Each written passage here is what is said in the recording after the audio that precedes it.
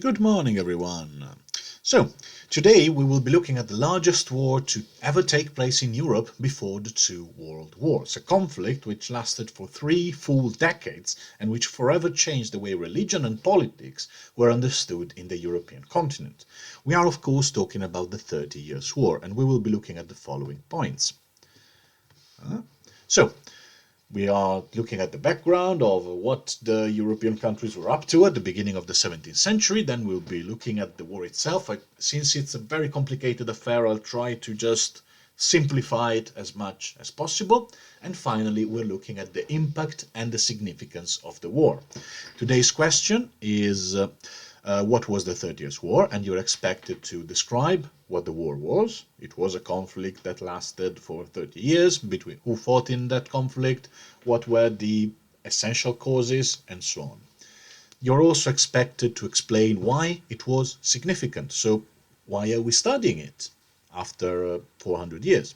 And finally, you are also sort of expected to explain what do you think was the most important consequence of the war. So you will have to use your own head and put the consequences of the war in a ranking. Let's start by looking at the European countries. Actually, let's start by making one thing clear. The history of Europe during the early modern period is a mess. And it's an exciting, complicated, and fun entanglement of kings, religion, philosophy, war, technology, discovery. But it is almost impossible to give you a brief overview that you would understand without forcing you to study the subject for more than 10 years. That said, we can get a decent idea of what was going on by looking at what was going on exactly in the different countries at the beginning of the 17th century, the 1600s.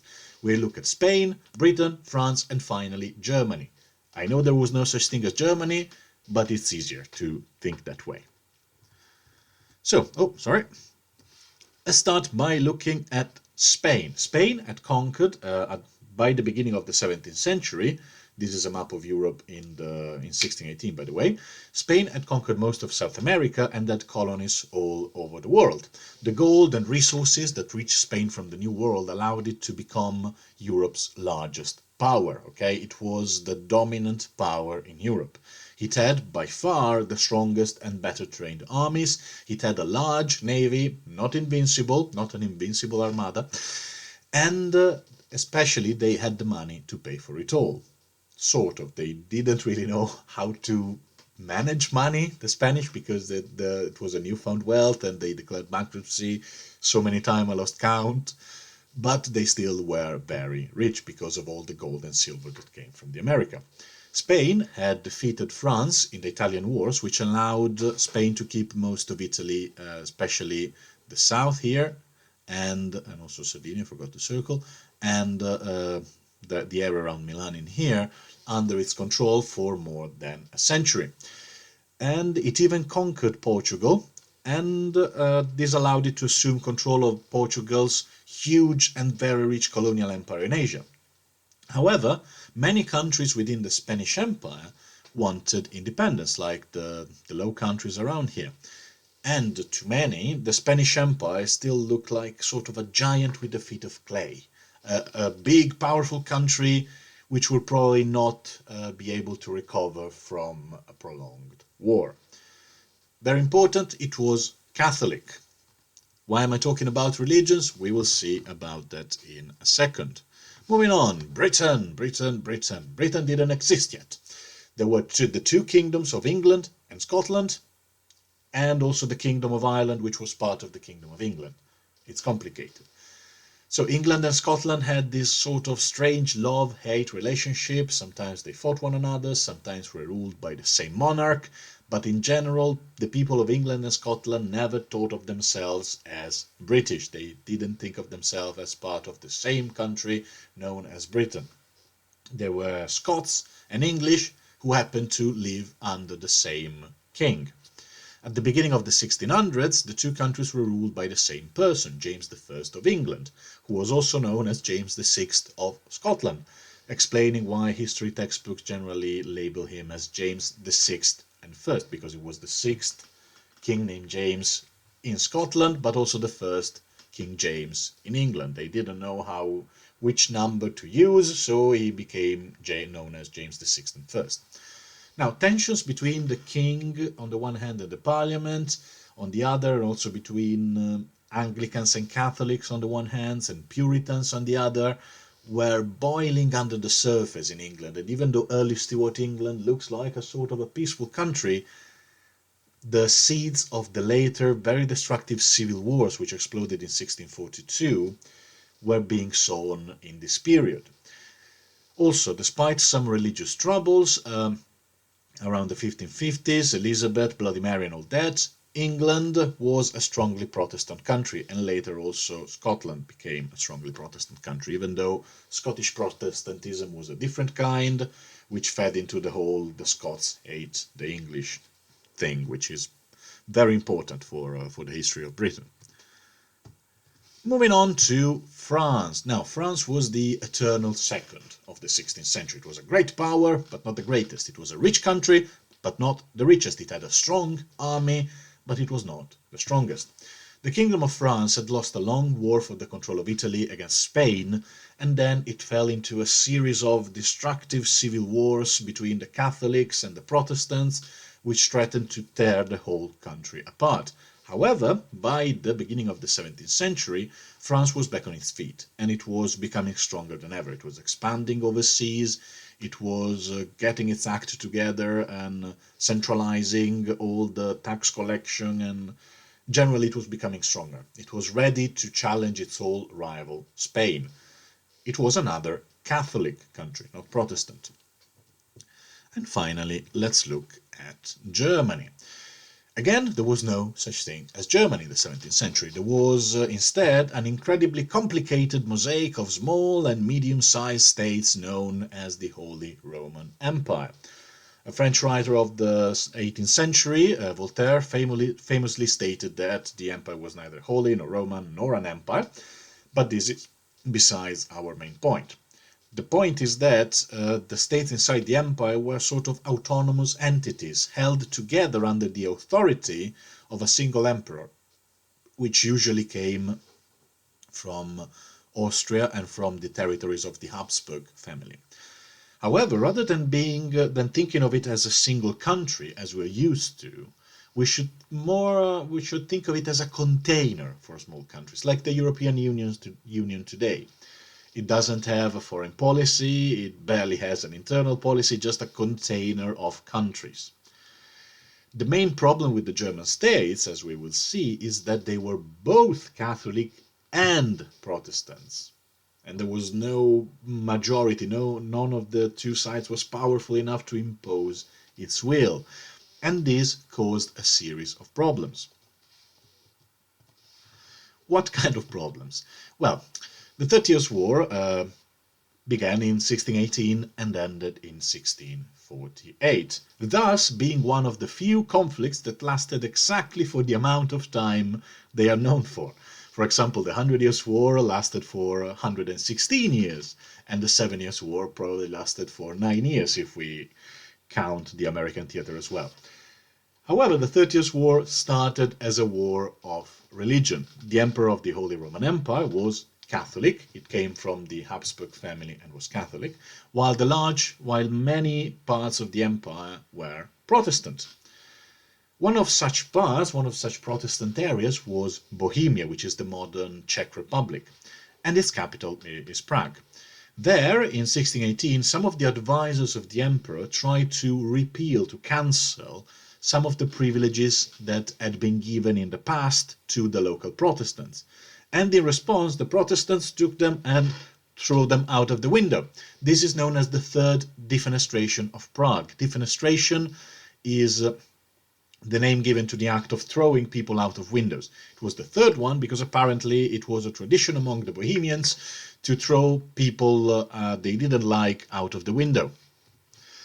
This incident, and understandably, ignited all the religious and political tensions that had been boiling under the surface, and between the Protestants and the Catholics, between those who liked imperial rule and those who didn't like imperial rule.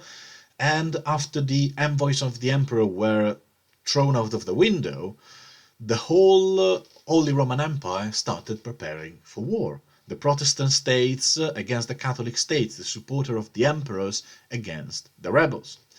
Initially, it was sort of a German affair, German in quotes, because we're not talking about Germany, we're talking about the wider Holy Roman Empire. It was mostly, again, an affair involving the empire and its states, but soon it expanded to include foreign countries, like Sweden and the Netherlands on the Protestant side. It's particularly important Sweden because it was the most powerful Protestant country in that area, and its intervention in the war changed it and allowed it to go on for another 20 years. And also we got Spain and the Pope joining the Catholic side. Spain being the most Catholic country ever, and the Pope being, the Pope, the leader of Catholicism. However, these lines, this sort of Protestant versus Catholic delineation, gradually became much more blurry as Protestant states began to join the Catholic side, as the state of Brandenburg in the empire, which is Protestant, joined the imperial side, for example, and Catholics began to join the Protestant side. When, for example, the huge and powerful Kingdom of France, which we said was Catholic, joined the Protestant side, it became clear to everyone that the war was now not about religion anymore, but it was about who had the most power in Europe. It took 30 years and 8 million people to decide who actually was the most powerful country in Europe. Here you see a picture known as I forgot the French name, but it translates as something like the horrors of war, and we see a Catholic priest here blessing people who are hanged out of a tree. Why did they put this here? Because, as we will see in the next slide, the 30 Years' War was brutal. It was not just a complicated mess of religious and political rivalries, it was also the most brutal and destructive conflict in European history until the two world wars. In certain areas of Germany, about 80% of the population, so 8 out of 10 people, was killed during the war. Of course, those were only a few areas, but throughout the entirety of Germany and Central Europe, and also areas that were not involved, like Italy, there were a lot of casualties. A lot of people died. It is estimated that about 20 to 30% of the entire German population died during the war, either killed by wandering soldiers or killed by famine, because, to make things worse, this was happening during a huge climate crisis, which made the economy incapable to keep up with the requests of the war. So, what were the causes of mortality? Sorry, I was saying wandering soldiers, lack of food, plague, because the armies moved around Europe and carried the plague with them. And there was also the fact that the soldiers on both sides, both the Protestants and the Catholics, if that mattered, were incredibly brutal.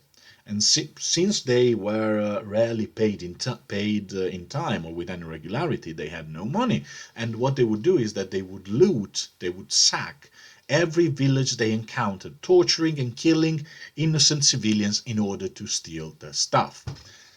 I don't want to explain it into detail because probably YouTube will remove my video, but look it up because it's actually incredibly disgusting what they did to people. You can imagine that this was a huge collective psychological trauma, okay, which affected the Germans for generations. The war ended in 1648, 30 years after it began, with a huge international peace conference held in the German city of Westphalia. It's called the Peace of Westphalia. As in most great wars, there was no real winner. There was no definite, clear-cut winner. The countries just stopped fighting when they realized they were absolutely exhausted. However, the consequences of the war were very important for the future of Europe. First of all, since this incredible catastrophe had been caused by religious differences, European countries decided that religion was not going to be a legal cause for war anymore. Before, if you were a Catholic state and, you wanted to declare war to a Protestant state, you could do that. Now, it was frowned upon. People said, okay, we don't want to get religion involved into wars anymore because it has caused a disaster. This led to a process of secularization, meaning that Europe became more secular. Secular is the opposite of religious, meaning again that religion started to be less present, gradually less present in the political life of Europe. And now it doesn't matter whether a country is mostly Catholic or mostly Protestants. We're all European brothers and sisters. Another consequence was the fact that the Holy Roman Empire stopped being as important as it had been in the past. While after the war there was still an emperor, his powers were greatly reduced, and the small states within the empire effectively became independent. On the other side of Europe, the balance of power had changed. If before Spain was the strongest, most powerful country, now it was not anymore. Now its armies were not considered to be invincible anymore. Its economic situation was terrible. And so the baton of most powerful country in Europe went to France. The decline of Spain allowed other countries to take its place. So France, as we said, and Britain. And this opened the way to 2 centuries, the 18th and the 19th, in which France dominated the politics and culture of continental Europe, while Britain ruled the oceans and the New World. So, what do you think was the most important of these consequences? I'm looking forward to read what you can write and to hear what are your opinions. See you next time.